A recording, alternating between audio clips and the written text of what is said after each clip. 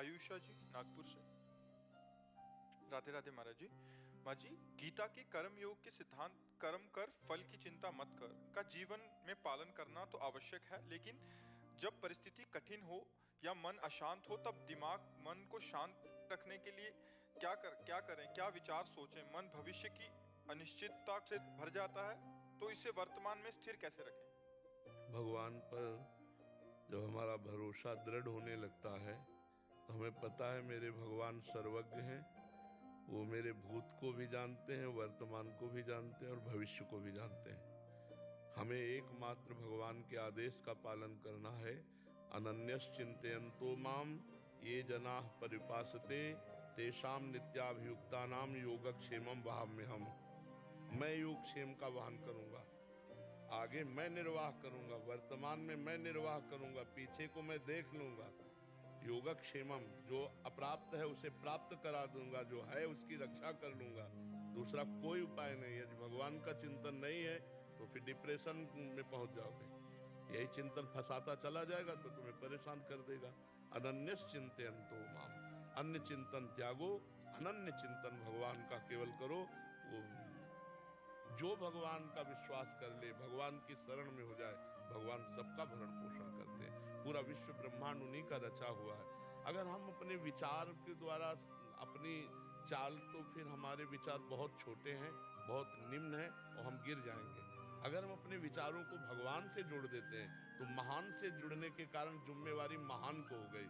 वो महान ऐसा है कि अपने शरणागत का प्रतिपल दुलार ऐसे करता है जैसे माँ अपने बचकरों सदा तिनके रखवारी, जिम बालक राखे महतारी।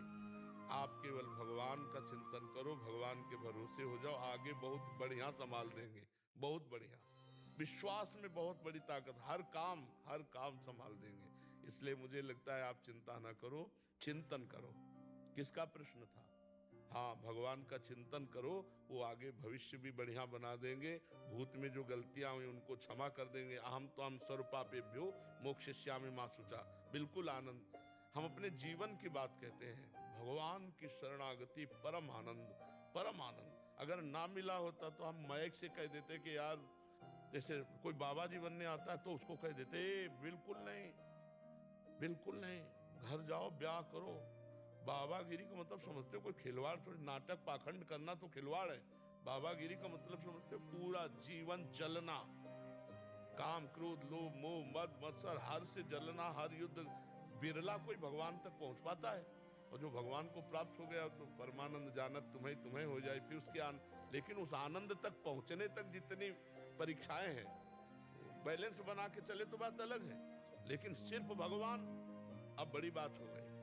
अब मतलब अब जलना पड़ेगा, अब जल के आगे बढ़ना पड़ेगा। तो ये मतलब सब कोई कमांडो तो नहीं हो जाता है, नहीं। कमांडो तो कोई आर्मी में से विशेष विशेष छाटे जाते हैं। ऐसे ही जगत में कोई विशेष होते हैं जो विशुद्ध भगवान की भक्ति, केवल भगवान लक्ष्य, कोई साइड में किसी भी तरह का भोग मिश्रित नहीं, केवल भगवान। जिनके एक भरोसो एक बल एक आस विश्वास, एक राम घनश्याम हित चातक तुलसीदास।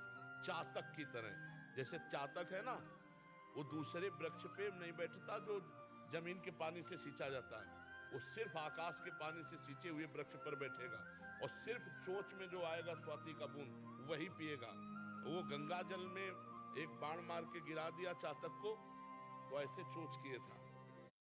तो दूसरे पक्षियों ने, गोस्वामी तुलसीदास जी ने लिखा इस विषय, दूसरे पक्षियों ने पूछा कि अरे गंगा का पुण्य जल अगर तुम्हारे मुंह में चला जाएगा तो मुक्त हो जाओगे। तो उनका मुक्त तो हो जाएंगे, लेकिन हम चातक हैं, हमारी आन टूट जाएगी। मैं सिर्फ आकाश से बरसे हुए स्वाति जल को लेता हूं, नहीं तो इसीलिए गर्दन उठा के मरते दम तक हमारी चोंच में गंगा का पानी न चला जाए। ये एक राम घनश्याम हित चातक तुलसीदास। चातक की तरह भगवान में चलना ये थोड़ा कठिन बात है, लेकिन भगवान बल देते हैं वैसे चलाते हैं।